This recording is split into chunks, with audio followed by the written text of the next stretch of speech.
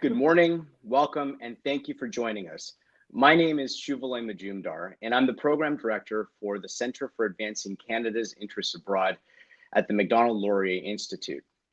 I'm looking forward to being your host today for an exciting panel and conversation. But first and foremost, I'd like to thank our colleagues at the Macdonald-Laurier Institute and the Konrad Adenauer Foundation with the support and for their support for bringing together this excellent timely conversation on Canada Strong and Free, Reimagining Foreign Policy for a New World. We are in a time in which the stability and the predictability of the old rules-based international order appears to be drifting, if not gone altogether. The COVID-19 pandemic has laid bare the fragility of the old order, and we are seeing the beginnings of something new emerge. There may be three major pressures that are affecting how we think of Canada in this international context. The first is that of multipolarity, in the sense that we see the decline of an American presence around the world and the emergence of new rivals, principally in Russia and in China. We see the rise of populism and democratic disruptions in democracies across the West, both characterized by condescension on the left and by anger on the right, and an increasing gap between rich and poor, which may create long-term consequences for how people can relate to one another. And we see the third disruption of technology in how we act, in how we communicate, in how we learn, heal, in how we grow and do commerce. Technology is disrupting every aspect of global trade and international life and is having major long-term consequences for our conception of Canada. And in that, we have to think about what are those interests that we have. In the long term, a 10-year vision for what the Canadian interest is, our project of our country, where can we go in this era of disruption and disorder, of disarray, and are there opportunities for hope?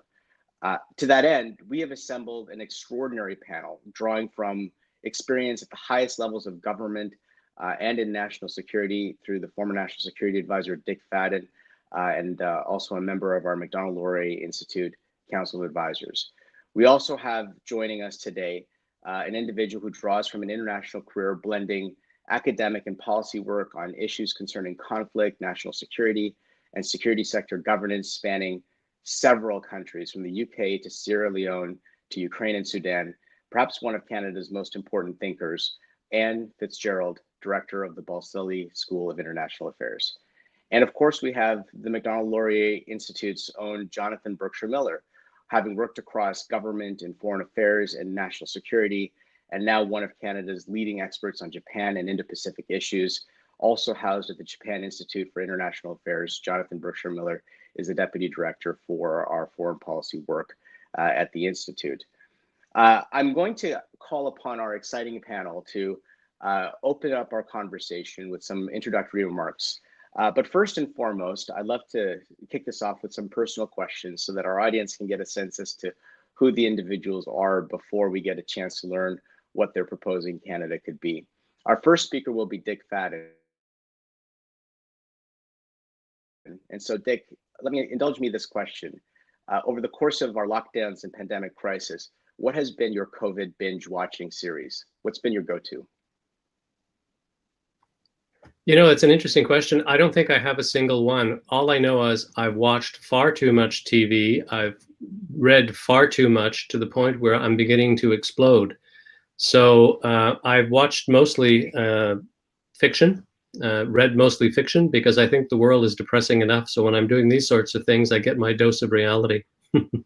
I'll tease you later on what kind of fiction I think it is involved, but allow me to introduce you. Dick, the floor is yours. We're looking forward to hearing your thoughts on a reimagined foreign policy in this new era.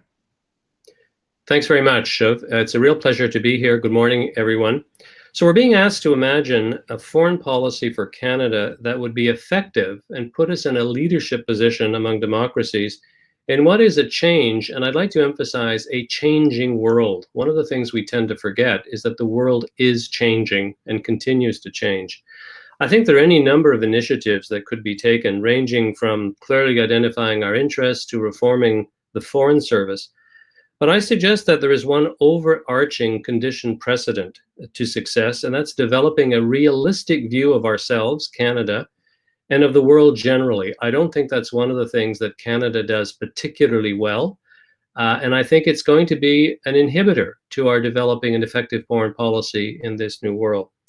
So we need a reality-based foreign policy, and RBFP. But I want to hasten to add that this does not mean a foreign policy that is principle-free. Indeed, principles or values are important, but the extent to which we seek to impose them on others needs to be based on a considerable dose of pragmatism. I would also add, we're talking here about foreign policy, but I tend to think of foreign policy in the broadest possible sense, as incorporating defense, trade, security, developmental, and international economic policy. One of the things I believe we are going to have to do, if we're going to be an effective leader in a new foreign policy, with a new foreign policy, is use all of these instruments together in a more coordinated way that we have traditionally done in Canada. I think, secondly, we also need to develop a consensus on the principles and the values that are going to underlay this. If we're going to have an effective foreign policy, it can't be the flavor of the day or of a particular government or prime minister. And I think there's too much of that. If you think of how these things have changed between Mr. Harper's government and Mr. Trudeau's government, without any national debate at all, I think you'll see what I mean. So what do I mean by an RBFP? As far as Canada is concerned, I think it can be broken down into a number of considerations. The first is, if we are a foreign power, and I'm not sure that descriptor is as valid now as it was in the last century, we need to recognize that we share a field with many, many more countries than was the case when Lester Pearson won the Nobel Peace Prize. I mean, and this expanded field presents both opportunities and challenges, and I don't think we've worked our way through all of these yet. Secondly, I think we're a country without a clear and unambiguous protector, if I can use that expression. And again, I don't think we've quite worked our way through this. We are all very distressed by how the current incumbent of the US White House has withdrawn the United States from a variety of leadership roles.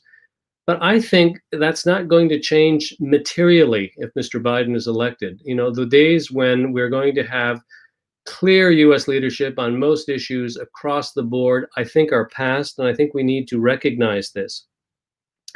I also think it's a characteristic of the international environment generally. The US isn't going to lead across the board. I'm not suggesting it's going to form a cocoon around itself and do nothing, but I think there's a shift there, and it's a material shift that I think we need to remember. I think if in an effective foreign policy, if its principal job is to advance the national interest, we need to identify those interests. And again, we need some measure of consensus about what they need to be. And we are not going to develop this consensus until we find some way of having a national discussion on this. I mean, it was shocking to many of us who work in this area to note that during the last election campaign, I don't think the words foreign, defense, or security policy were uttered more than once or twice. If we're going to be effective, we cannot have our foreign policy shift materially every time the government changes. We need a national consensus on this. We need to decide, I think, which of those interests, which include our values, will have priority. So let me give you an example dealing with China. You know, trading with China happily or telling China continuously how to govern itself. I'm using general words, broad words. I'm exaggerating to make my point. It's also more complicated by the fact that there are human rights concerns, which illustrates how this is not easy. So we need to develop a comprehensive and holistic view of other countries and of international institutions. Again, let me use China as an example. Is it an economic target? The Globe and Mail suggested the other day that that was the view of many leading Quebec companies. We should just view it as an economic opportunity and pursue that without reference to many other considerations. Should it be a pariah because of its human rights abuses, which some people in our civil society believe? Is it a potential enemy because its capacity to project military force beyond its shores is expanding in leap and bounds? Is it a diplomatic rival because of its general disregard for international law, but also international practice more generally. All of this and more, while China is a world power, but also a world civilization, which is something that we're forgetting. And in fact, one of the things that I find interesting is that we should view the current Chinese Communist Party and the Chinese state as temporary stewards of a great civilization and a great country, and not forget that in the medium to long term. In any event, it's clear that we cannot ignore China, and we need to work our way through what we're going to do about it. I think it's not for nothing that Canada rather, has never really had a comprehensive China policy. I've sat in the peanut gallery on a number of occasions as government have tried to do this, and they've not had any success. Perhaps it's not reasonable that we should have a comprehensive China policy, but somehow we need a framework that pulls together all those elements that I've been talking about. I don't think we do that. Next point. I think we need to be, as a country, less self-congratulatory. The world needs more of Canada is a bit much, especially when we're saying it about ourselves. You know, I have, as most of you, contacts around the world, and I've got to say, this particular theme has raised humor more than it has anything else around the planet. We need to back action with words. We need to have action backed with resources. We need to have actions backed with alliances and with persistence, all of which we use very unevenly over the years. So I direct this not at a particular government or at a particular public service. I don't think we're all very good at that. So as to the world environment, you know, realism will again, I think, help. We find the world not as it is, but as we want it. And in that respect, we join China and Russia. The only difference between us is that the methods we're prepared to use are very different. But we need to admit, we'd like to change the world as much as they would like to change the world.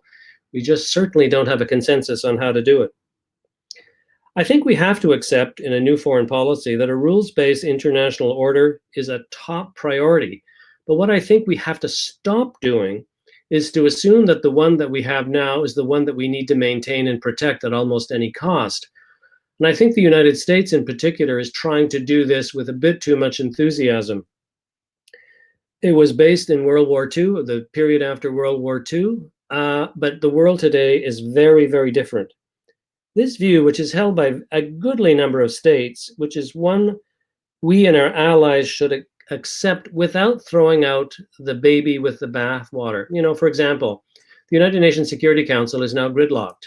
And I don't think that's going to change in the short term. It clearly needs reform.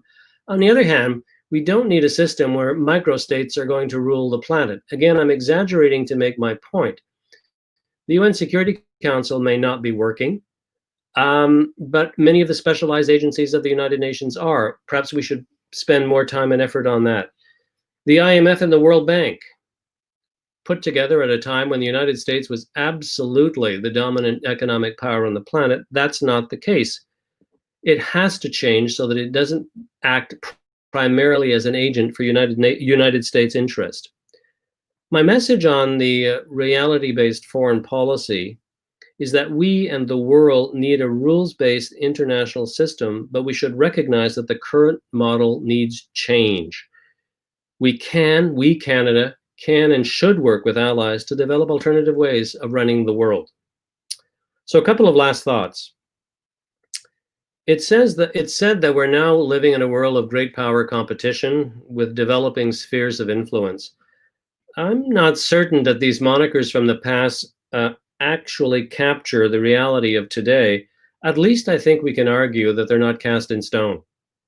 So if that's the case, there is enough room for countries such as Canada to maneuver through this in order to initiate a variety of improvements to do a variety of things on the planet. But we have to recognize, I think more than we do, that we are not going to be able to do a great deal by ourselves. You know, in a strange sort of way, we see this sometimes when there are consular cases that really, really irritate Canada. And by this, I don't mean just China. There's a belief on the part of some Canadians that there's some magical action that Canada can take alone, and all of a sudden an independent sovereign state is going to bow to our wishes. We need to find a way to explain how this system works better than we have.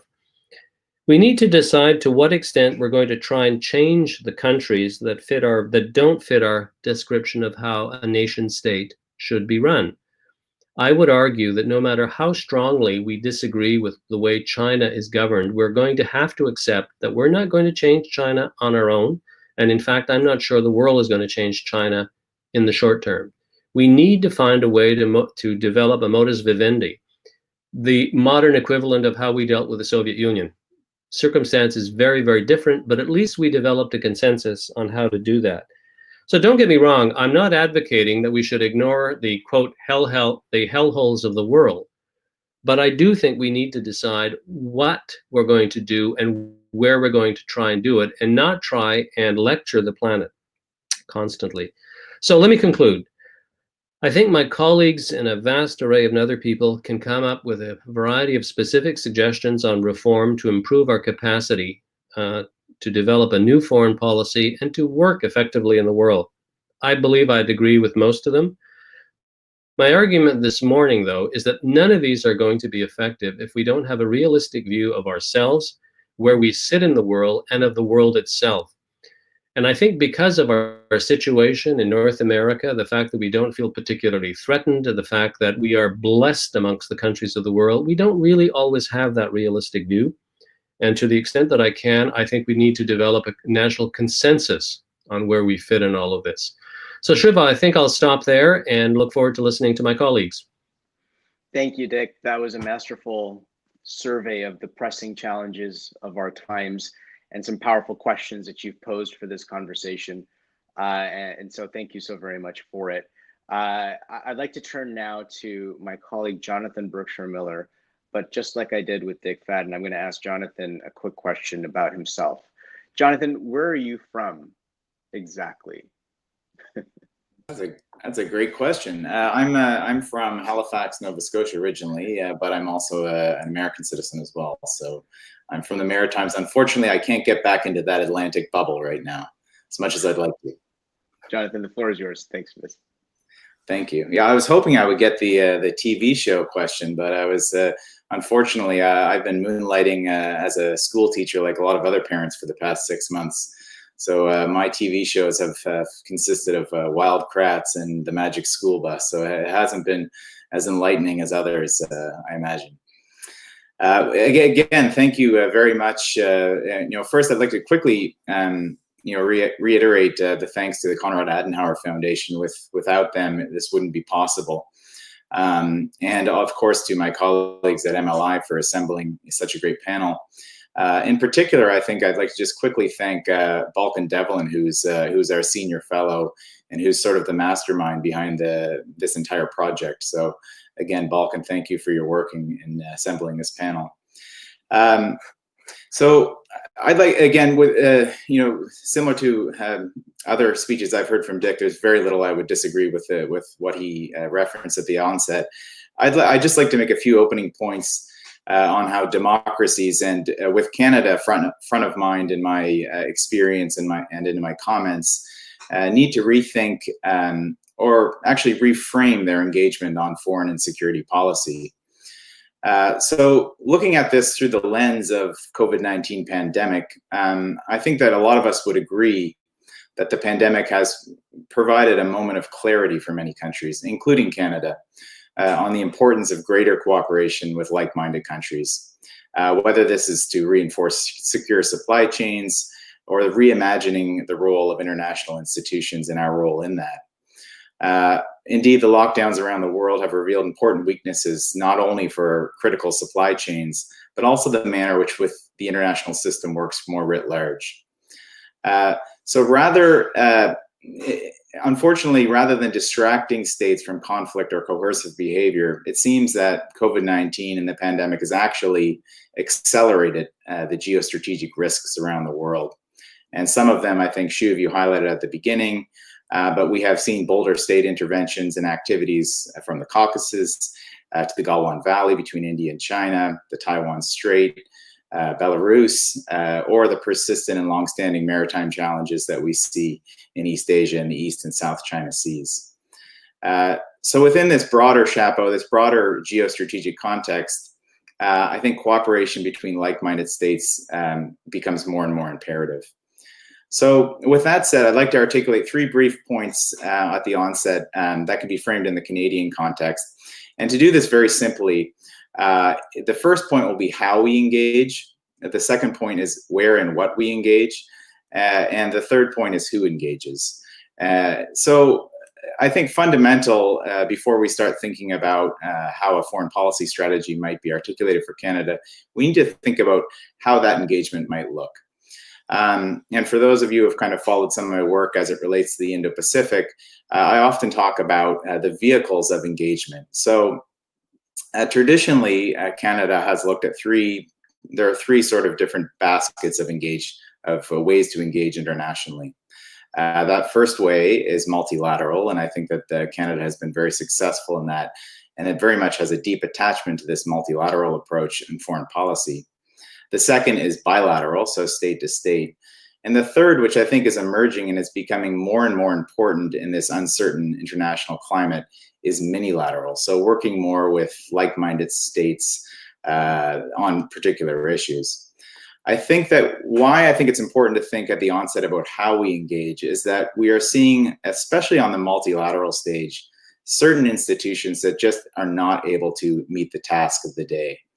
To give you one example of this, in 2008, 2009, when the financial crisis was happening around the world, the G20, which is by no means a perfect organization, but at that time, the G20 was able to work together and find ways to bring the global recession to a manageable level. We've seen nothing of that sort in the post-pandemic era. Of course, we know many of the reasons from that, the US-China strategic competition at the onset, at the front of that. But I think we need to start reimagining what are the key international institutions to meet the challenges of the day. And to me, I think that one of those institutions that I think will be more and more important will be looking at the G7 grouping. So traditionally, the G7, I think, has been thought of in a political security lens and a complement in a way to the G20, which looks on economic issues. But I think we're going to have to start being a bit more creative about how and what the G7 does and what our role in that is. I could list off a range of other organizations that I think that we might need to rethink of, but I think maybe it's more productive to get into that at question time.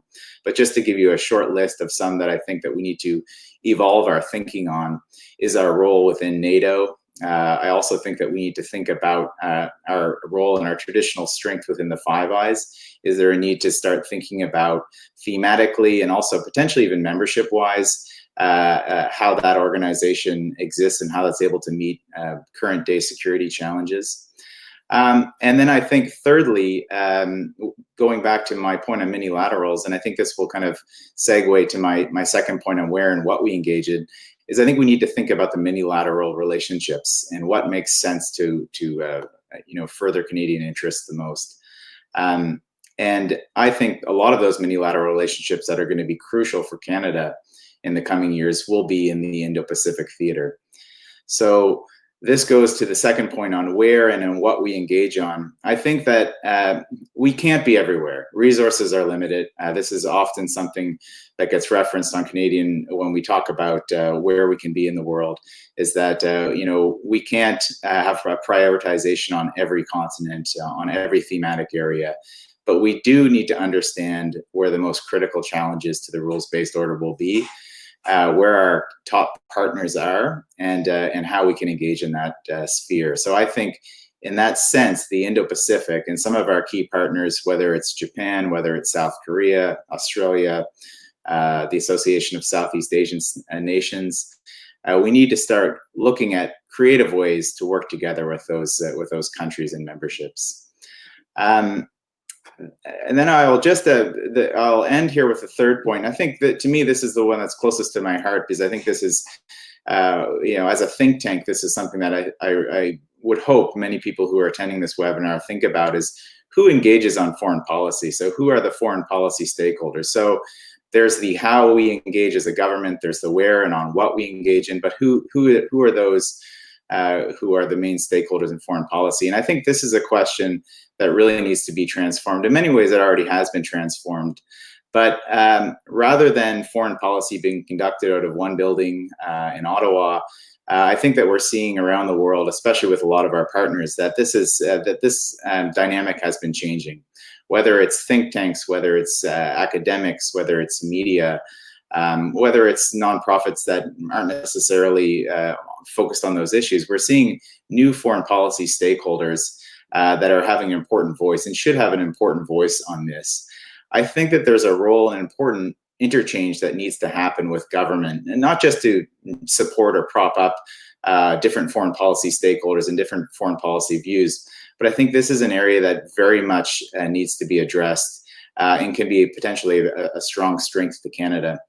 And to just close on sort of a personal example of this, and my experience of this as a sort of now a former government official and working in the think tank capacity, is when I would go, for example, to conferences like the Shangri-La Dialogue in Singapore, which is largely a government-focused conference, and people would see you, and they see on your kind of tag that you're basically representing Canada.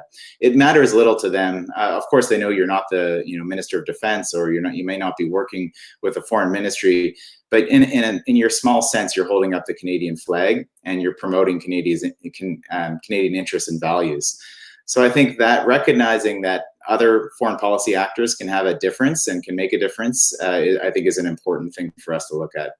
So again, looking forward to the discussion and also my colleagues' comments after this. Jonathan, thank you. Great critical questions to frame this important discussion around Canada's foreign policy in the long range in these changing times. Thanks for your assertion of the who, what, when, where, how. I think it was a fantastic things for us to nibble on as we think about where we want to go next. And you're not going to be immune to my questions on allowing a little of your personality to surface here. So allow me to ask you this. You probably read a lot of things any given week. You read work from your colleagues in the scholarship, you read books, magazines, journals, but recreationally, what is your guilty recreational read? Thank you very much, and thank you for having me today. I have to say that I love being somewhere in the same wavelength as my children, who all read different, who are all into different series and different age group readings, but some of the classics like Jane Austen, Harry Potter, I find the key messages in all of those novels as useful in diplomacy as I do reading The Economist and Politico, etc. So I remember being at the negotiating table with the Sudanese and the South Sudanese parties at the peace talks, and when it was all going horribly wrong one day, I proposed that we all pretended that we were wearing a sorting hat and spoke about what house we thought we were sorted into. And, it broke up the tension quite a lot, and it seemed like a very daft thing to do, but it produced real dividends because we then broke for coffee and we talked about Harry Potter for the full half hour. So that's my preferred route to go on reading beyond what is necessary these days. With everything happening in both Sudans right now, I will not ask you who were the Hufflepuffs, but I will give you the floor. Thank you very much. And for fear of repeating anything that was put forward by both of my esteemed colleagues, who I'm very privileged to share the platform with today, I think I'll just go a bit off script and speak from the heart about three things that mean a lot to me with this debate. And the first thing is the concepts of interests and values. We're hearing a lot about these concepts. Dick spoke about them. Well, both speakers have referred to them quite a lot. We see a lot being written about interests and values. One thing that I've learned is when I broach this conversation with others in different parts of the world, there isn't a true appreciation of the difference between interests and values, not just between interests and values, but interests and principles. And so sometimes we act based on our values, sometimes we act based on our principles, sometimes we act based on our interests. And I think it's a very important distinction that needs to be made between those concepts. Values are what unite us, what appear in a lot of these treaties that we sign up to, whether it's the Washington Treaty, the UN Charter, the Brussels Treaty, etc. But they're all very similar and they're all very universal in nature. We do carry our own interpretation of those values, and that gets us closer to our interests, our national interests, the national veneer that we put on not just the interpretation of those values singularly, but the way in which they come together in combination. So it is a second order derivative of a very universal set of values. And it's something that we need to be completely aware of at every level of society here in Canada. Why do we need to be aware of those? We need to be aware of them because we need to have strategic conversations, and we need to have strategic level messages to bring into a room where Canada is represented. I've sat at a lot of tables in different parts of the world where Canadians have been included. I'm always incredibly impressed with the content and the rich analysis that is brought to the table, but we tend to be unmemorable because we don't have those powerful strategic narratives. We are remembered as extremely nice people. And I'm told that over and over again when I walk into different rooms. We can't just be nice, we have to be respected. And the combination of both are very important. So without a macro strategic framework, whether it's a foreign policy, whether it's a foreign and security policy, whether it's a security and development strategy, we don't have big strategic objectives that we can project to the rest of the world and pursue in earnest and lead with. And this is what we need all of our senior officials at home and abroad to be equipped with. We have some very good programs such as the ELSI Peacekeeping Initiative, such as the FIAP, our Feminist International Assistance Policy, but on their own, the program level discussion is not going to be as memorable as the projection of those strategic objectives that those programs support. We also need to have a sense of how those national interests become enumerated. So it's not just the codification of the national interests, but what's more important, and we're talking about China, so let me add this thought to the thoughts that have been submitted already. We are facing a situation where we want to trade with China. We don't want to get in the middle of this cold economic war between the US and China. We don't want to push China towards a new arms race, but we have a lot of issues with China that we have to stand up and shout about and rant about, and quite rightly too, because they reflect our vital interests. And we have to figure out whether or not things like our extradition interests with the United States are more important than our humanitarian interests towards the safety and security of Canadians unfairly detained abroad. This is what I mean by enumeration. What is vital? What is important? What is peripheral? What is marginal? And those sorts of things need to feed into the strategic messages that we all need to be equipped with out there as Canadians. We need to have stronger voices in the room. And I always remember that, you know, at a time when Britain didn't have its interests codified, and the then Prime Minister Blair was talking to Parliament about why it was in Britain's national interest to team up with the United States and go off to Iraq. And he spoke very eloquently about what was in and what was not in our national interest, but nobody argued with him in Parliament because nobody knew what those interests were. They weren't written down anywhere. But after the Iraq invasion, when the inquiry was launched as to what went wrong and why, these were the fundamental questions that arose. So we need to codify, enumerate, and socialize those interests. The second message that I would like to talk about is evidencing the argument. Let us not forget that any strategic framework has to be based on the future, not the here and now, not on reacting by way of short-term tactics, but projecting into the future. So here's a few things about the future that we need to bear in mind. The fact that if Joe Biden wins the American election, things are not going to be swinging very quickly to another type of approach in the US. That will be a gradual approach. It may even be an approach which works towards extracting the US from war and conflict. The US has been at war since 2001 and has put a tremendous amount of resources into war at a time when it needs to pivot back to rekindling international relationships and re-emerging as an economic leader. That will take time. A second fast forward into the future. Who is investing in being able to operate in very cold and frozen conditions?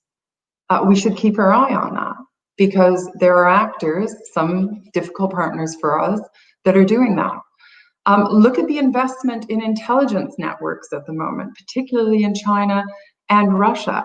This is part and parcel of the authoritarian model, the developmental state building model as well. And we need to know the extent to which these intelligence networks will lead national security for those countries in the future. We also need to know a bit more about the developmental state building model. And I would thank Dick for bringing this up, that, you know, our model is not the be all and end all. There are other ways of developing an economy. There are other ways of developing a society. And those ways are long-term in nature and have to play out. We need to know a bit more about this revolutionary, economically driven state building model that some of our partners around the world swear by. And we need to know how those are going to play out in the future. You know, I can tell you one thing I'm very concerned about is the way in which China doesn't associate itself with the Paris group, which is more prepared to relieve countries of debt. China will reschedule, but not relieve. So while African countries are really suffering at the moment because of COVID, because of the drawback its debt relief model. So we need to know more about the state building model of China. We can't do anything meaningfully abroad on our own. So this is going to impact on how we propose to mitigate against climate change. And first and worst possibly will be our Arctic North. So how are we going to partner up with people on that front? Trade. Unfavorable trade agreements will drive the cost of everything up for us. Ungoverned space around the world is reopening because of how harnessed national assets are towards COVID. What does that mean for the Sahel? What does that mean for the Middle East? What does that mean for proxy conflict approaches? New data wars. Drug gangs in the Caribbean and Latin America are no longer prioritizing drug activity and trade. They are fighting about data, offshore data.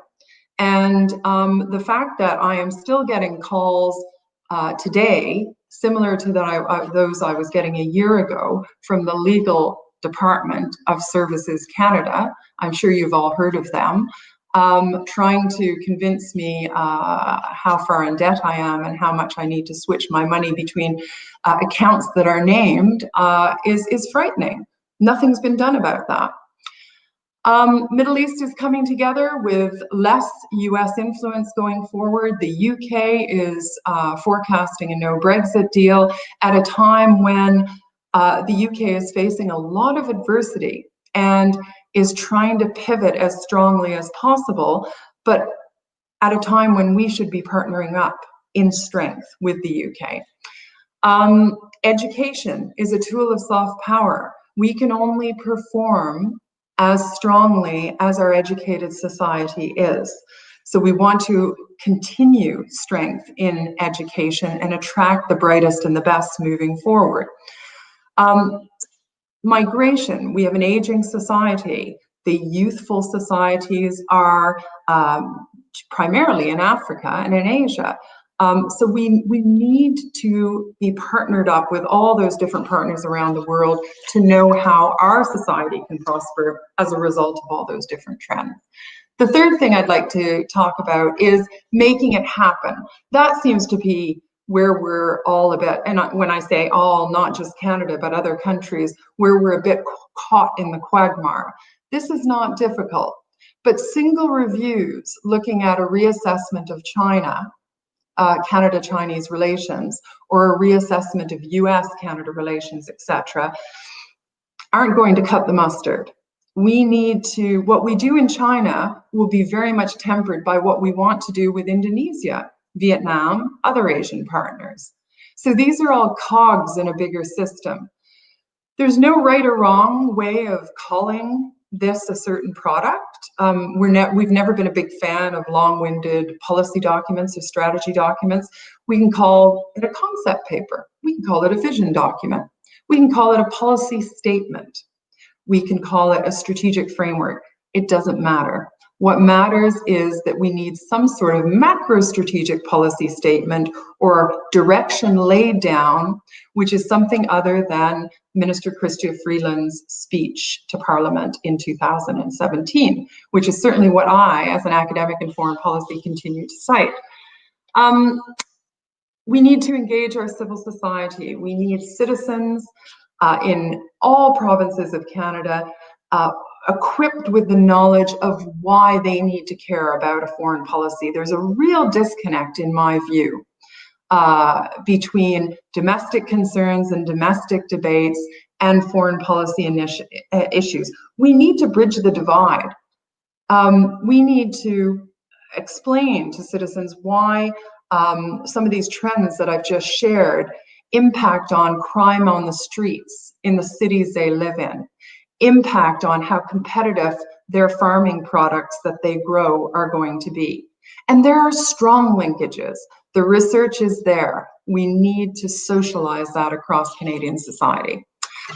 So how do we go about it? What's the way forward? Well, I would submit that we need to decide what we're going to do, give it a name, put a secretariat together, draw from all the governments in departments in the Canadian government with an international file. That is what's important here. There's no straight recipe of foreign affairs, defense, etc. It's all governments with agencies with an international file. They need to be seconded onto a secretariat team and relieved of their day-to-day duties in order to do this. This needs a full strength resource effort. Civil society needs to be engaged. You've got great organizations like the Canadian International Council that has offices across this country that can engage at the grassroots level, involve them in that process, that discussion on things like national interests and what means the most to them as Canadians and what we need to defend in the future. We need to develop strategic policy goals from an iterative process. It's like a mathematical equation. We've got the analysis, we don't know what the interests are. The impact of the analysis on our interests produces an answer, and that answer is and should be strategic policy goals. They should be few, no more than 3 to 4, because they have to be resourced. And then they should have cascading implications onto all the ministries and departments with an international file.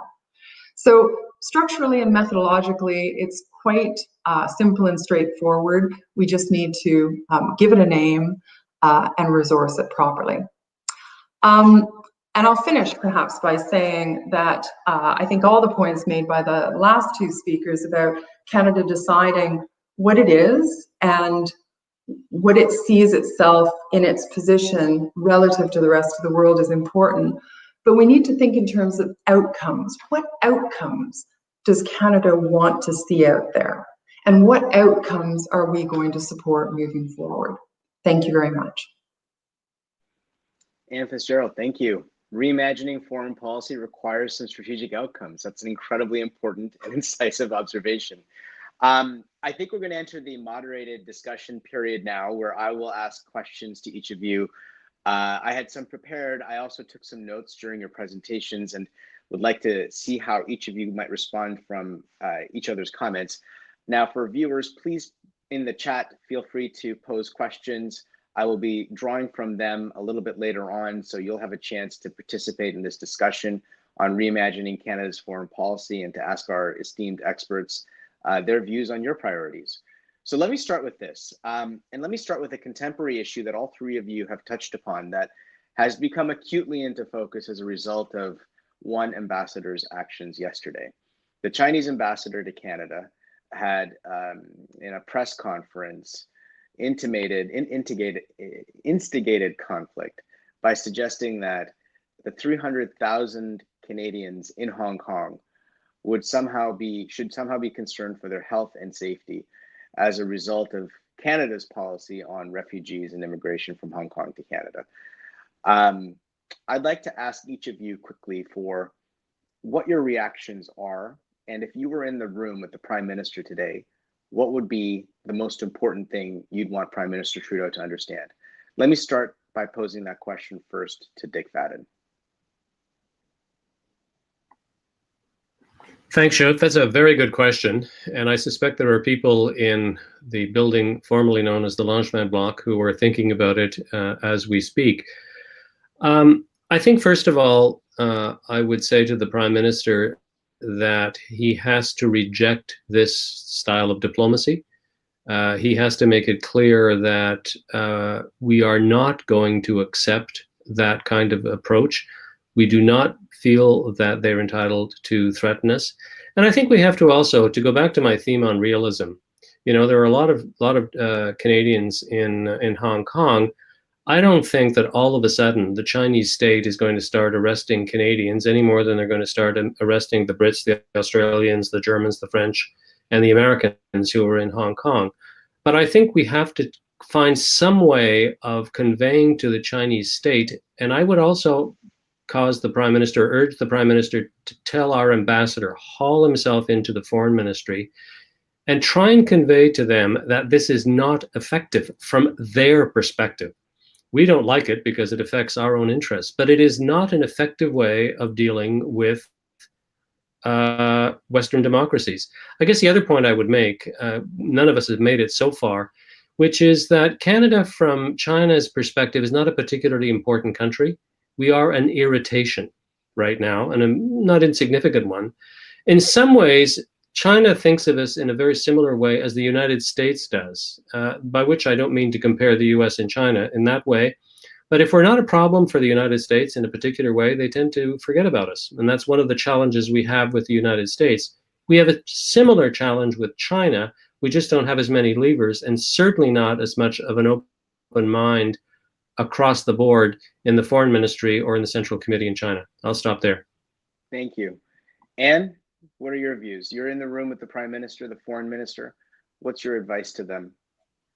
Well, my advice would be for the Prime Minister or the Foreign Minister to look their counterpart in the eye and smile and say, I'm going to choose to ignore that, and I'm going to pretend that you didn't suggest that and issue that statement, what seemed to be like a threat, because there's much more that we can do together. And we need to look forward and see how we're going to make this work. For these reasons, we don't want to get caught up in the US-China Cold War. We don't want to encourage China towards any military buildup, more so than what's going on at the moment. And three, we want to keep, somebody mentioned throughput in government representation. That's a very important point. we have to see this 10 years out. We're going to see new leaders come into power. We're not going to see the end of the central committee structure, the state building model, the quest for economic supremacy that China is pursuing. We're not going to see a very, very strong global intelligence network. That's all part and parcel of their model. But there are things that concern trade that we would like to see continue. So I think what we need to do is show our commitment to working with China through multilateral channels. Those things are very important, and there are a number of reasons why. First of all, with things like the vaccine, we don't want China going out there and distributing it bilaterally, direct to governments, direct to military regimes or militaries. We want them to work through the international system of governance, and in this case, the World Health Organization. We can help nudge them in that direction and steer them. We are known as an Arctic expert and an Arctic leader as a country. China is very interested in our Arctic landmass, both for trading and commercial shipping routes. We can play that role on the Arctic Council to help generate a more healthy discussion on the future of the Arctic. Climate change mitigation, we can work through the United Nations and help to ensure China stays on track with its COP26 goals. And on the United Nations as well, especially with extremely knowledgeable and leading experts and thought leaders like Bob Ray and Mark Carney, we can also possibly play a role in ensuring that Chinese policies on the Belt and Road Initiative aren't going to lead to the financial default of most African countries, which will unravel and undo a lot of Canada's hard-earned work and efforts on poverty eradication over the years. So lots to be done there at the multilateral level. It's a way that Canada's voice can be heard in coordination with its partners. But I think some investment in diplomatic infrastructure in Asia might be important on the way forward as well. You know, we see lots of foreign ministers actively engaged, like Dominic Raab from the UK, other European counterparts engaged in places like Indonesia, Vietnam, Taiwan. We should be there on the ground doing the same thing. We're sending our ships into the South China Sea and the Taiwanese Straits.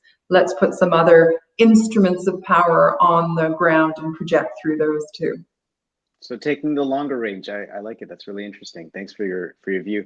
Jonathan, you're in the room with the Prime Minister. What's your advice to him on how to handle the Chinese ambassador's comments from yesterday?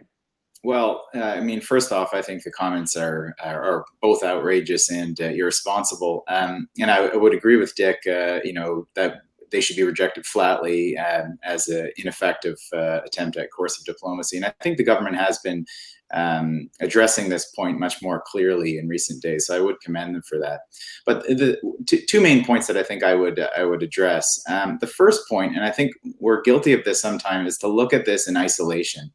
So not only this sort of threat, but also the issue of the two Michaels and Miss Meng. Often I think we look at this case as potentially the reason or the cause of the dip in our relationship with China. But I think we need to look at the bigger picture, the bigger structural challenges that we have in our relationship with China, and other states have in their relationship with China. So if we look at, for example, the issue of hostage diplomacy, we are not the only ones in this boat. Number one, we've been here before with the Garretts, unfortunately, but other states have been through this as well. Whether it's Japan, who has upwards of 10 to 15 citizens currently detained in China on national security related charges. I'm sure many have seen the story of Australia's last journalists having to be essentially flown out on charter flights to get out of Australia after they were approached by security intelligence officials. So other like-minded states are dealing with these challenges as well. So don't look at these events as isolated things that can be remedied very quickly, and essentially we'll get back to normal or status quo in our relationship with China. There's a range of structural issues that we'll have to deal with and look at this as a bigger package. And I think that the second, and this is the most important thing, is what do we do about it? I think is that this underscores the need for a strategic, obviously for a strategic approach to China, but this may sound like an oxymoron, but a strategic approach to China without a China strategy. And the reason I say that is that, of course, we need to think much more strategically about how we deal with China in the coming years, but that need not focus and be sort of myopically premised only on China. And that leads me to the idea of a much more regional approach and strategy, which I think is an Indo-Pacific strategy, is that when we've looked at Asia for so long, I think it's been so centered on our engagement with China, and much of that our economic engagement with China. We need to look at the new realities and bring in our friends and allies in that region who are facing some of these same concerns. And that should be the framework with which we engage China. Of course, no one is saying we don't engage with China. I mean, I think that's, even as Anne was referencing, I mean, it's a relationship that we need to have. There are benefits in that engagement, but it has to be done realistically. It has to be done with our eyes wide open in mitigating those risks. Thank you. The project of this discussion is to think about the reimagination of Canadian foreign policy in a changed world. So Dick, I'm going to come to you with this question, pairing together something that Jonathan just said and that Anne had mentioned in her opening remarks. Featuring what our interests are in the Indo-Pacific are probably one of a few of those macro strategic frameworks or macro strategic objectives that Anne had touched upon that ought to be defining what our government becomes focused on delivering for its people. So let me ask you this, Dick. What would you say would be the three main priorities that should anchor how Canadian policymakers think about our interests in the course of the next decade? What are the specific projects that you think ought to be the priorities for the leadership of the country? Well, I'll try and answer that, but let me back up a little bit by saying that, like many other people, I've argued for a long time that we need an Indo-Pacific or a Pacific or an Asia policy. But I think we need to look at that possibility against the reality that no matter how hard we try, we're still going to be viewed by most Canadians as an Atlantic power, as an Atlantic country. And that doesn't preclude our doing something with the Indo-Pacific. But we have had centuries of relationships with Europe, and it's not going to go away tomorrow. We have far more in common with the countries of Europe than we do with many of the countries in Asia. I'm not arguing against doing something. I'm just saying we have to be realistic. We are not all of a sudden going to shift over. So I think the first thing we need to do is to say to ourselves, we need to develop, and I think on this point I agree with Anne, we cannot be all things to all people at all times. The first thing we need to do is to develop a set of policies, a set of priorities that says what we're going to do with respect to the various parts of the world.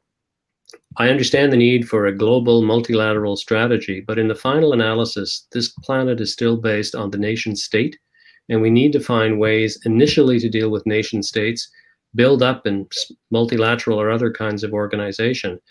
And we don't do that very effectively. One of the things that I learned when I was still working, and as I wandered around Asia in particular, people were delighted to see me. They were always very polite, but once the formal meetings were over, we were having a glass of wine or a beer, they'd say, well, this is just riveting. I'm glad you're here, but the last time a Canadian minister came to this country was 12 years ago. I don't think we've ever had a Canadian warship here.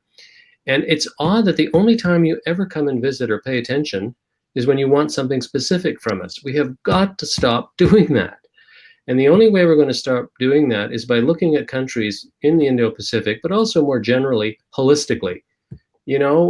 Singapore is more than an international financial center, to pick an example. Indonesia potentially has a raft of things that we can do with them. So I would start off by saying, pick a few countries, develop a holistic foreign policy. Foreign policy, I think, is too narrow, and work your way through it. The other thing I would do is I would pick 2 or 3 principal allies outside of the very ones that we've had for the last century or so. I think Canada ignores Japan way, way too much. For the love of me, I don't understand why we don't have a really effectively functioning strategic relationship with Japan.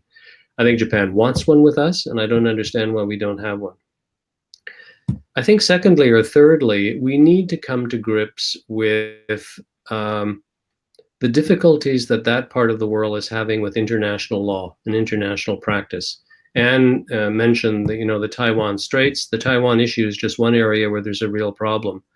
The India-China issue. If you talk to Vietnamese diplomats, they will tell you that living next to the monolith, the gigantic monolith that is China, is not easy. I think we need to pick a couple of countries in that part of the world, Vietnam, Indonesia, maybe Malaysia, and work with them actively to try and teach them what it's like to live next to a superpower and to find a way to move their files forward. So it's a rather of a disjointed answer to your question, but it seems to me that at one level,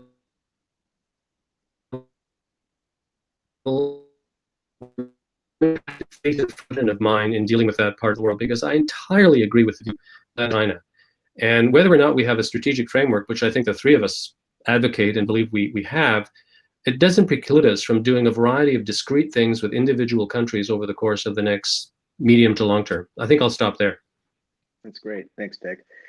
And I'm going to turn to you next on the comment that you and others have made on the question of engaging Canadians.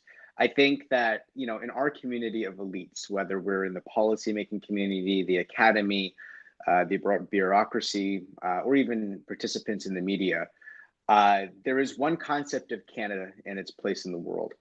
And then on the streets of Canada, whether you're in suburban Toronto or downtown Saskatoon or northern British Columbia, you're going to have a different concept of what you think are the priorities that your government should have in navigating the pressures of the world.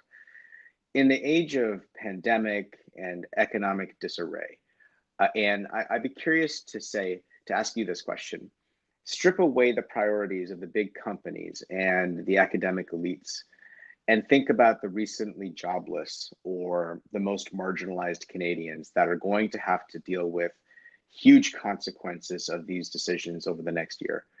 If you were to develop a specific idea of how their government can serve their interests abroad to the exclusion of other priorities, and what would you say would be your prescription for them?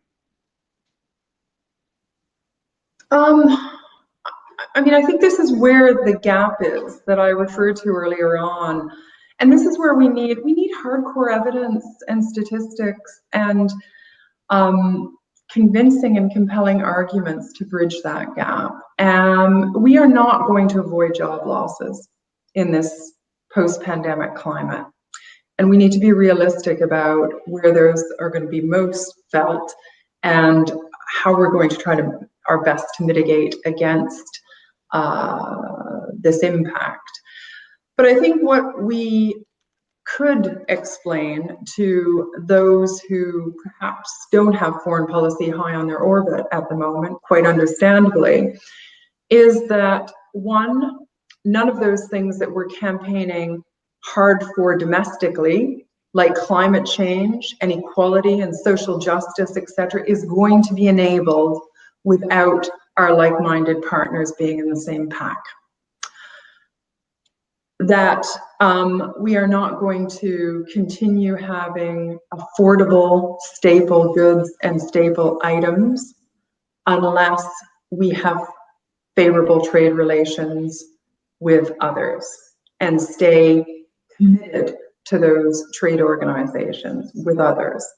Equally, and the flip side of that argument, our goods will not remain competitive unless we are working with others across the global supply chain to lift them up onto other levels and to continue favorable negotiations as a conduit to get them there. We will not be able to protect the 40% of our country which is cold and dark and largely uninhabited if we don't continue investing in our defense relations with the United States and with our NATO allies. We have to make those connections, and I could go on and offer further statistics, but that's a paper that should be commissioned by government, and it's a paper that should engage many different perspectives and many different disciplines, and then socialized into compelling arguments that will make sense at the grassroots level.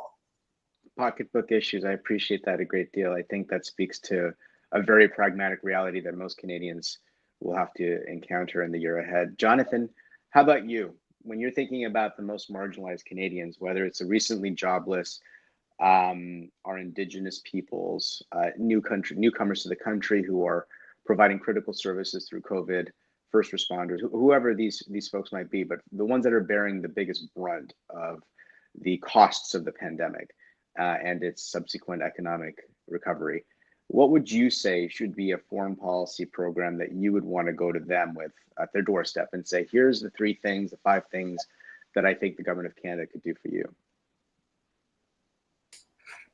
Well, I think, part of this is understanding foreign policy and trying to relate foreign policy in a digestible form. So I think, many of us don't have the time now to even read a 3-page paper, let alone a 50 or 60-page paper.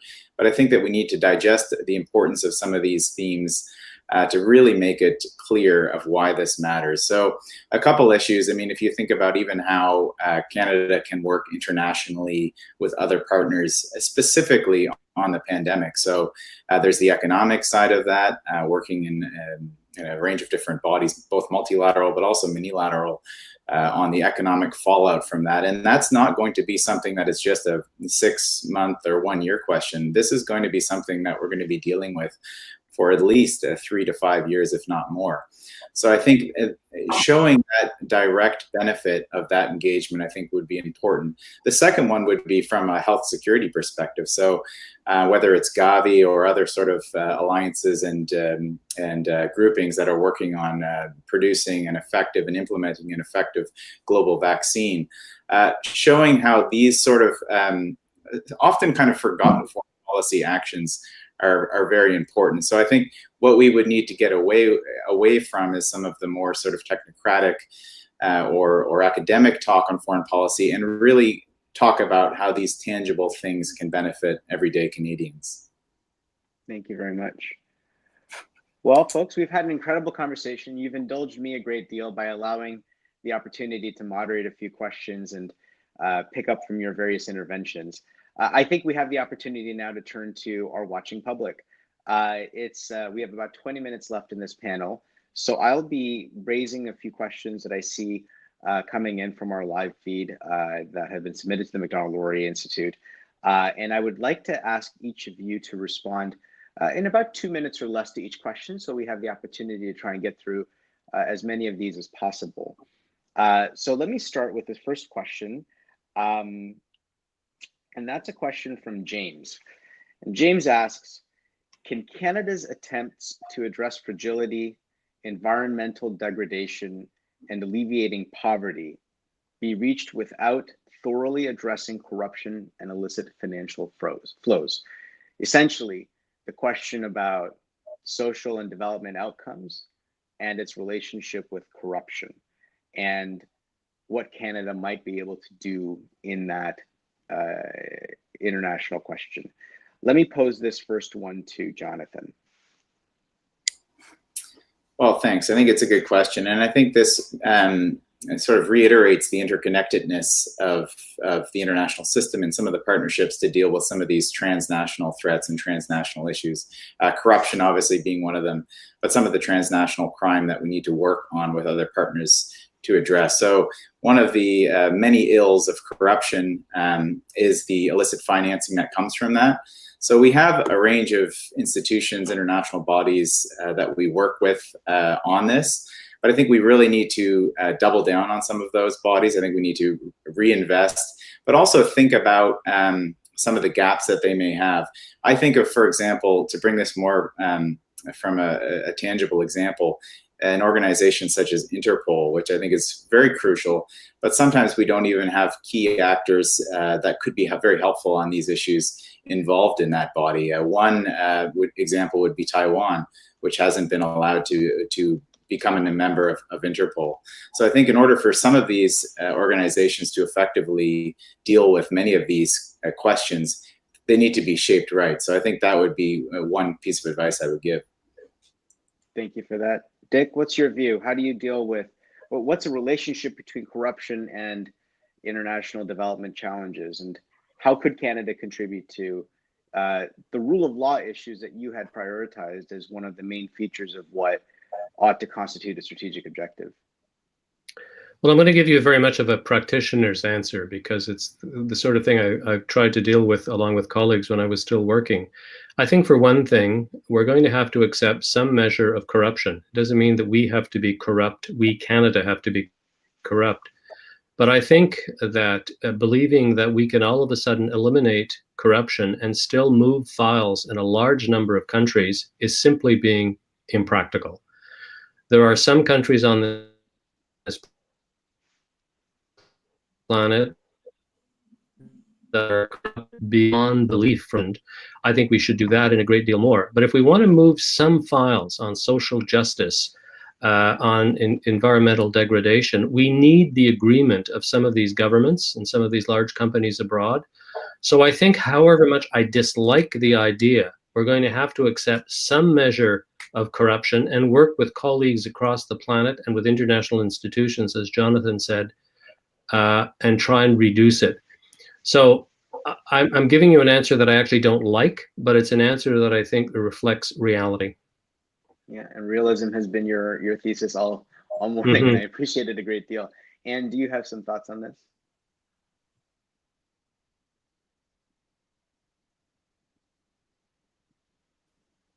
Yes, sorry, I was unmuted. Yes, thank you. It's a good question. I would agree with what Dick has said, having just come back from being overseas for 25 years and working across the global south, not just in the global south, but in the global north, in areas where there are many practices that we would consider less than transparent at best and corrupt at worst. I think what we need to do in committing to those areas, regions we're going to help, especially if it is direct help and not help that's rooted through our multilateral partners, is try to figure out what makes for a baby step here. Because sometimes we try to bring things like gender equity policies, and all of which are very laudable, but that's not a baby step. Nor are progressive trade policies sometimes, nor are accountable and transparent security sectors. So if we're going to engage meaningfully, we have to exert realism over what accounts for a decent baby step, and be clear about what we will accept with our disbursements of assistance and what we won't accept. And I've been in this position many times, and I've said, look, this is not going to work. Help me to help you make it work. And I put the ball in their court. So baby steps, incrementalism leads to the most sustainable change, not huge flips and huge transformations. And I think that's an important thing to remember. No, thank you for that. And I think that's exactly right in so many ways. I mean, if you have a practical sense as to what the first step is, then the next ones begin to reveal themselves. So I appreciate the prudence of that. We have a question here from Ruben, who asks, in the new world, mostly the disintegration of the world we have been, is the new world mostly the disintegration of the world we have been used to? If it is more than this, what is it? So specifically, it strikes me the question is really about a new world order, dispensing with the old one. We're changing through something into something. What's going on here? I'm going to turn Jonathan to you to see what your assessment would be to try and define where are we departing and where are we heading toward over the next decade? What are the realities of the big picture pressures that Canada is going to have to navigate? Well, it's an interesting question, and I think a couple of my colleagues have referenced this before. But and often we get we use the rules-based order theme a lot and that discussion a lot, and sometimes we don't even know what it means when we say that. But I think it's not about necessarily a new world order in the sense that everything is fundamentally changed. There's been a bookmark and things are completely different, but I think it's a different order. And I think it's going to be a different, whether it's a liberal international order or something else.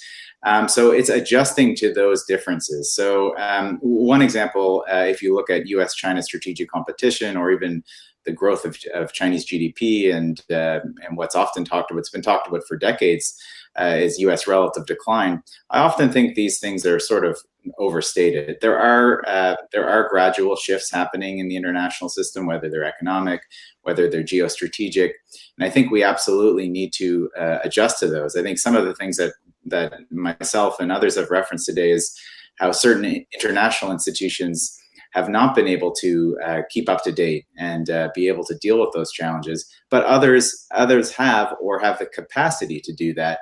They just need to be amended to do so. So I think that's at least from my perspective, maybe it's less anarchical, but I feel that there is some value and good in many of the institutions that we still have, and many of the partnerships that we have the building blocks already there. It just needs to be significantly retooled and reorientated. Thank you, Jonathan. Let me build on that a little bit, because I think starting with that and then contributing what Victor Emmanuel asks, I'd like to turn to Dick Fadden next. And the question Victor Emmanuel proposes is, given the increasingly bipolar or multipolar nature of world politics, coalitions will presumably form, especially as China keeps gaining strength. But surely the coalitions won't face each other in the way blocs did during the Cold War. No country today would want to trade only with members of its own coalition. How will future alliances maintain cohesion, especially in the face of economic pressure rather than kinetic assault? So, Dick Fadden, please share some of your thoughts on the sticky partners in between. I think that's a very, very good question. And I think it's a good illustration of how the world today with China is significantly different than the world we had with the Soviet bloc, with the Warsaw Bloc, a few decades ago. We talk about, conflicting alliances, or alliances that are pushing against one another. And I think one of the strengths of the West is that we can actually build alliances. China does not build alliances. So China is in itself an alliance because it's such a big country, and we're going to have to learn how to deal with it. I think it goes back to what I was saying a little bit earlier. I think we have to work through to what extent we are moving into a world where great power conflict is going to be the dominant characteristic of the planet. I don't think that's necessarily going to be the case, because China, unlike, say, Russia or the Soviet Union, doesn't want to conquer the world. They just want to have a great deal more influence and change the way that we govern ourselves. But going back a little bit to the earlier question, and to Jonathan's comment about the rules-based order and how we don't really know what we talk about, I think it's the way to go. But anybody who thinks that the rules-based order wasn't significantly affected by power politics and the power of individual countries has a very unrealistic view of what it was like. I think we're going to move through a system where power politics may play a little bit more of a role, but I don't think there's going to be a quantitative or a qualitative change, rather, in the way the planet is governed. What we need to do, though, is to develop a variety of alliances that don't necessarily preclude trade, or have an alliance, to Anne's point earlier, have alliances that are strategically at variance with others, but do not preclude work on science and technology, or on Arctic development and whatnot. So I think it depends very much on how we view the world evolving, and I don't think it's going to be a world exclusively of alliances. I think we're still stuck with nation states, and they remain important on an individual basis. I think I'll stop there. A reaffirmation of Westphalian order and the idea of the concept of the nation state in the face of postmodern liberalism ideology. I think it reflects reality. It is. I agree with you. I appreciate you for saying it. I'm basking in it. But Anne, let me turn to you for a moment here and ask you this question too, because you have such storied and varied experience across the world in so many theaters. I can't think of a continent in which you actually have not been seriously engaged on the kinds of issues in a material way. And you know, I think better than most, I don't intend to put words in your mouth, but you understand that, you know, if you're a developing country in the Sahel or in the Indo-Pacific region, and you have Proposition A from the West, which is its big social development objectives, its multilateral finance organizations, its banks, its military partnerships, its alliances for security. And then you have the other proposition from Beijing, which is money and infrastructure for data and, you know, Bob's your uncle. What's your concept of how these alliances are going to work in some of these stickier environments where it's not as clear cut about the West versus China, but requires a little bit more sophistication and engaging? Yeah, that's a really good question. I think what we need to remember is that China is spread across the world, right? So when we're talking about, we need to follow Dick's concept of the nation state, because states and state building talk about firm borders, talk about formal state institutions, and that's not what we're seeing morphing anymore. So yeah, I see the impact of China's actions in various parts of the world, particularly Africa, where China owns a lot of the infrastructure. It's built that infrastructure, which has been sorely needed in these partner countries, where nobody else has stepped in to make the same offer, which has been set up in some cases in a very substandard way, has been set up to drive capital flight, which means the Chinese produce products, even if they do employ some national locals here and there, and they're defaulting on their commitments to a lot of countries in doing that. And so there's a big presence on the ground. A big physical presence means a big political voice, and also the ability to extract back to their own economy. And that's what I mean by capital flight. So what we're seeing now because of the pandemic is a drawback from the poverty eradication, an inevitable drawback from support and willing support for the poverty eradication agenda. We'll see further effects in the coming months, especially this time next year with ODA funding. We're also questioning the relevance of some of the Sustainable Development Goals against serious humanitarian capacity and humanitarian goals that are now needed. So whilst all this curiosity is being posed, China is stepping in.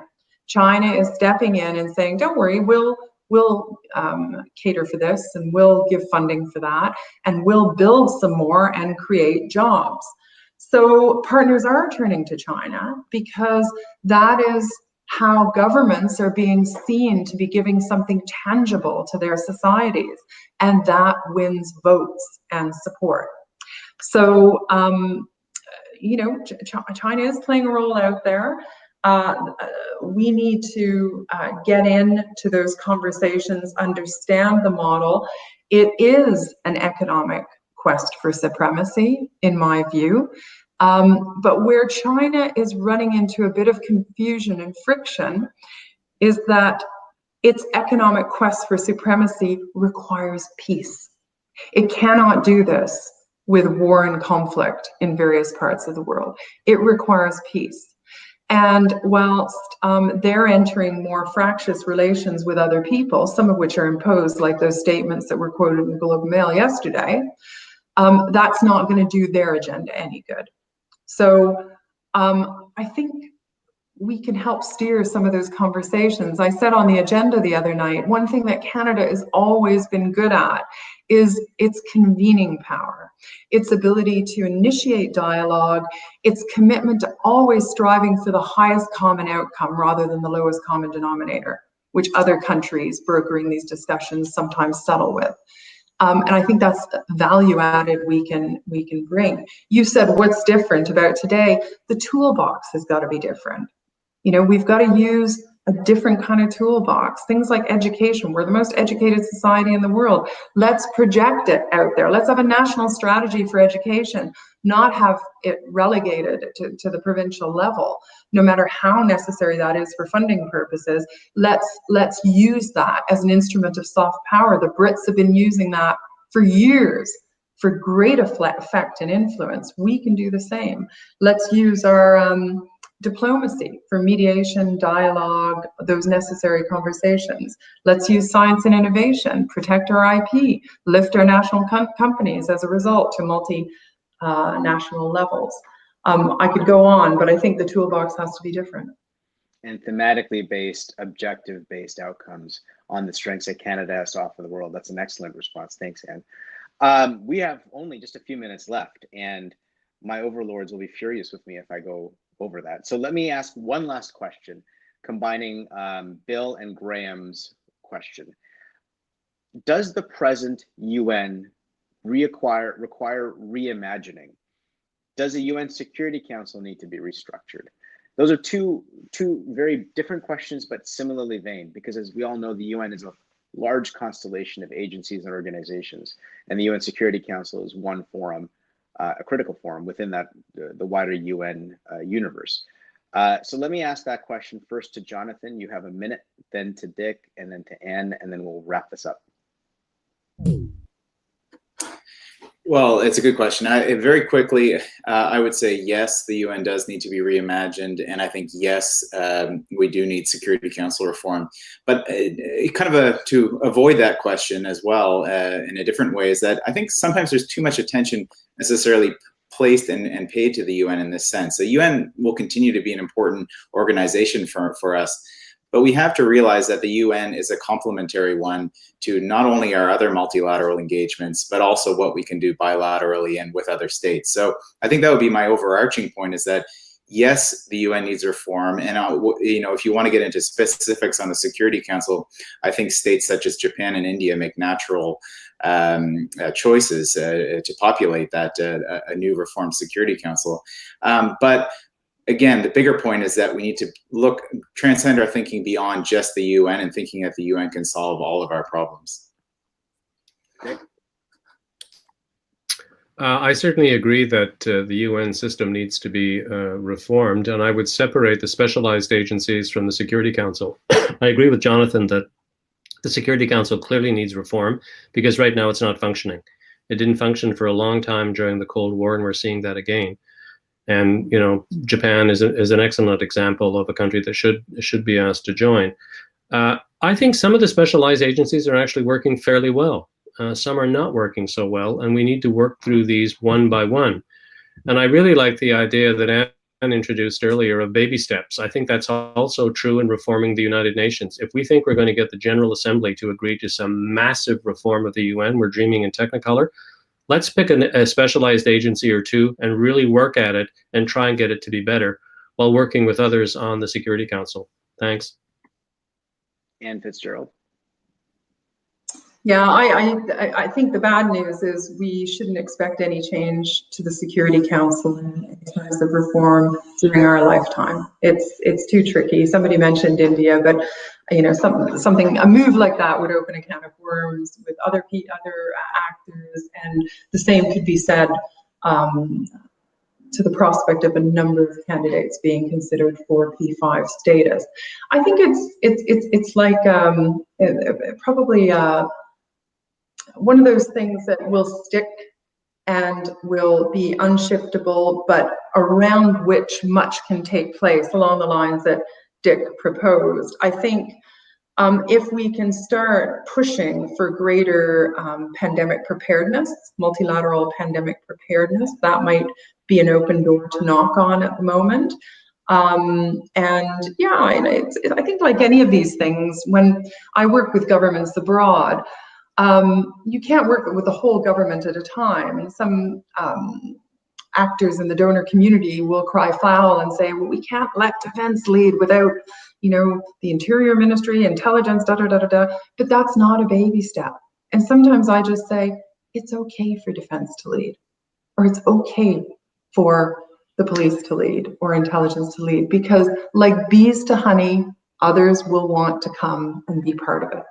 Once they see things working well and traction being gained. And I think that principle can be applied to a lot at the moment, especially in the spirit of reforms and transitions. So let's think about baby steps. Incrementalism as something more sustainable than massive transitions. Couldn't think of a finer note to conclude all this on. Thank you, Anne. First of all, let me thank all three of you for a fascinating conversation about reimagining foreign policy, particularly Canadian foreign policy, in the era to come. I think you've all offered us incredibly interesting and specific things to reflect upon that can inform how Canada could engage this new era before us. You served your country well. I've, as a moderator, enjoyed watching each of you also a member of the audience. So thank you for your incredible interventions this morning. I'd also like to thank our colleagues at the Macdonald-Laurier Institute and the Konrad Adenauer Foundation for whose support we're grateful in convening this conversation. Our senior fellow, Balkan Devlin, is the project manager for these discussions around the long-term interests of Canada. And we have a lot more exciting things that we're looking forward to sharing with you in the road ahead. So with that, allow me to say thanks to the audience for participating, for watching. This will be posted online, so please feel free to share it with your friends and family or to listen to it when you have a bit of time to reflect on the longer term of what's happening right now. And thank you for your attention. Everybody, have a great day. Stay safe out there and see you next time. Thank you.